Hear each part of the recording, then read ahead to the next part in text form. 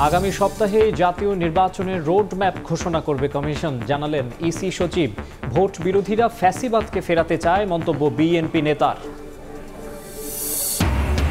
রাজনৈতিক উদ্দেশ্য প্রণোদিতভাবে চাঁদাবাজিতে নাম জড়ানোর দাবি উপদেষ্টা আসিফের, জানালেন আগামী নির্বাচনে অংশ নিলে থাকবেন না সরকারে। আওয়ামী আমলে আড়ি পাতা যন্ত্র আর মারণাস্ত্র কেনার উদ্দেশ্য অনুসন্ধানে তদন্ত কমিটি গঠন। 10 কমিশনের 367টি সুপারিশের 37টি বাস্তবায়ন করেছে সরকার। 60 কোটি টাকার অবৈধ সম্পদ অর্জনের অভিযোগে জয়ের বিরুদ্ধে মামলা। যুক্তরাষ্ট্রে 2টি বাড়ির খোঁজ। 2-1 মাসে আইনে পরিণত হবে দুদক সংস্কার প্রস্তাব, জানালেন উপদেষ্টা।